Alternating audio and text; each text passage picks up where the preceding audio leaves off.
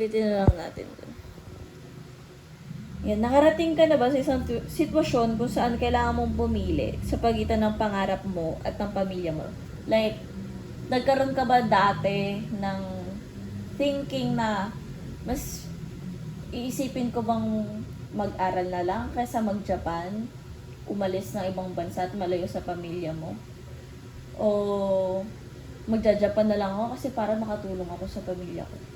Hindi, kasi sa panahon na yun, kahit gusto ko mag-aral, hindi kaya ng magulang ko na pag-aralin ako sa sobrang hirap ng pinansyal. Kasi kung sa amin lang, kulang pa. Gaano pa kung mag-aral ako. Walang susuport sa akin. Kaya inisip ko na nabigyan ako ng chance na makapag-abroad. Nagtuloy-tuloy na siya. Hanggang makaabot ko ng siyam na balik.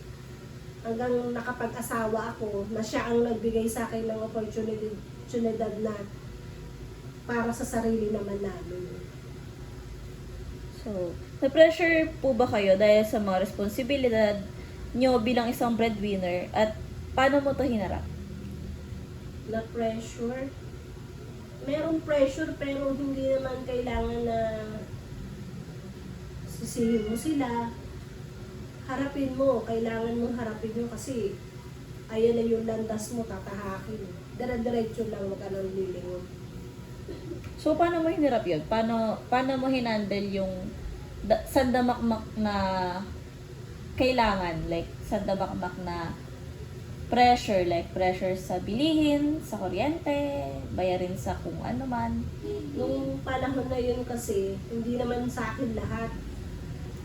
Kumbaga kung ano lang kailangan ko, yun lang ang kung ano lang kaya kong ibigay, yun lang din ang kaya kong ibigay sa kanila. So, next.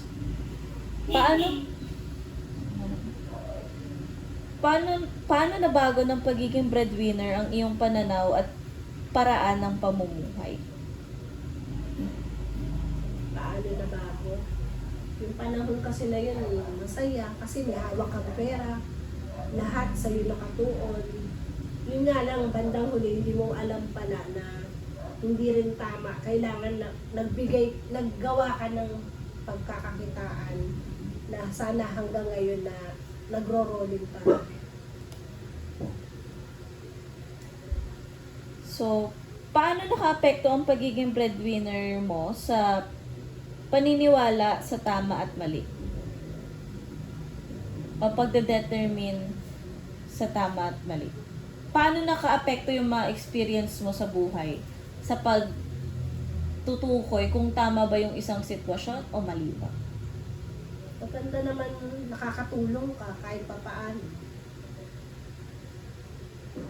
Yun.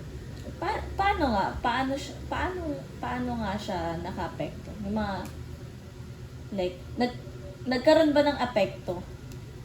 Apekto kasi ikaw yung halos lahat ang gumagastos, natutulungan mo sila sa gamot, sa mga obligasyon na pangangailangan ng pinansyal. Ayun. Paano nga nakaapekto yung experience mo na yun? Like, paano nakaapekto yung pagiging breadwinner mo? Paano nakaapekto yung mga experience mo sa ibang bansa na malayo sa pamilya mo sa pagtutukoy mo ng tama at mali? Like, paano siya nakakaapekto sa ngayon? Yung mga ngayon, dating experiences mo. yung epekto noon tsaka sa ngayon. Yung experience ko noon. Sa pagtutukoy ng tama at mali. Yung tama kasi dun, dapat nag-aral na lang ako kaysa sa nag-abroad ako. Kasi hanggang ngayon, yung dulong ng pag-aaral hindi nawawala. Ang pag-abroad naman, pag alis ko ng mga time na yun, nabibigyan ko ng financial support yung magulang ko. Yun. So, sa tingin mo ba, naging tama ba or mali ba yung naging desisyon mo dati na Okay naman, tama naman para sa akin. Kasi kahit naman na kahit naman na nag-aral ako, hindi rin kaya ng magulang ko eh. Kaya go ako. so, yan. Sa tingin ninyo, sa tingin ninyo Ano ba to? Sa tingin nyo ba magkakaroon ng epekto yung mga ginagawa ninyo ngayon sa ibang tao o sa kabataan? Kung oo, sa paanong paraan? Yung katulad ng paggagawa ka ng pagbe-baking. Yeah. Kung paano nakaka-apekto yung isama mo na rin, maliban sa pagbe-baking, isama mo na rin yung mga life lessons, yung mga experiences mo sa buhay. Ang sa akin, yung life lesson na nangyari sa akin, tuloy-tuloy ka lang. Kung kaya kang pag-aralin, mag-aral ka. Tapusin mo. Kasi wala namang ibang tutulong sa'yo hanggang sa huli ikaw at ikaw pa rin. Sarili mo pa rin. Pero kung sa ngayon, hindi pa huli ang lahat, may edad ka na, go pa rin, aral pa rin. So, sa tingin mo, paano nakaka-apekto yun sa ibang tao? Like, sa paligid mo na nakasurround sa'yo, paano siya nakaka-apekto, kunwari, sa kabataan, sa mga kaibigan? Sa pumuli.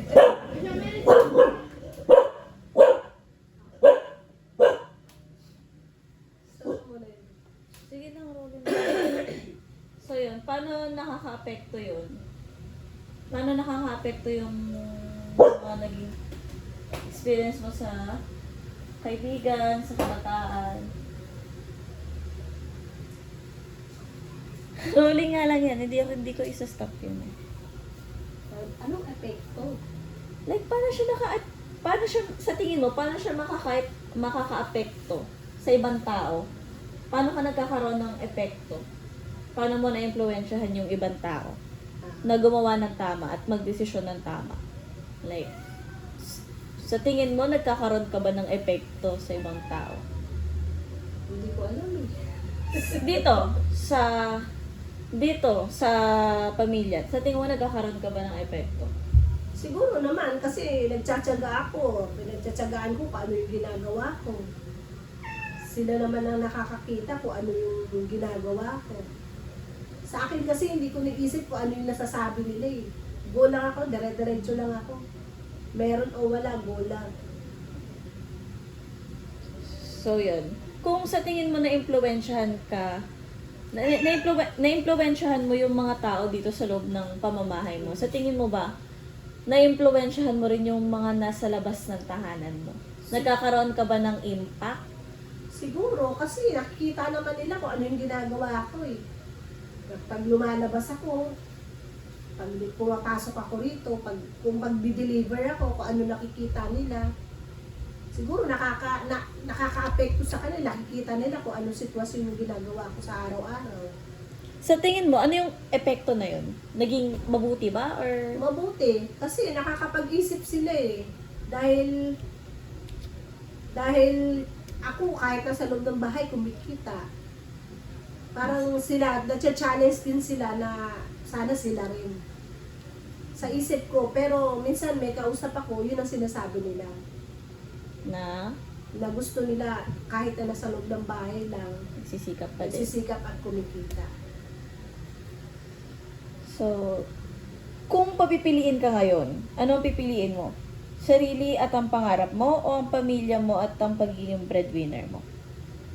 Sa yung sarili at ang At ang pangarap mo or yung pamilya mo at ang pagiging breadwinner mo? yung pamilya ko, na pagiging breadwinner ko. Kasi ang pamilya mo, nandyan na sa'yo yan eh. Nakadikit na sa'yo yan, hindi mo na siya kailangan alisin eh. So, sa kahit kung bibigyan ka talagang pamilya pa rin ang pipiliin mo. Siyempre. Bakit? Mahal ko sila. Mahal ko Ah! ang pamilya ko. Thank you so. Siyempre. Ikaw papansin ka ha? Patay kita pa. Wala na ako.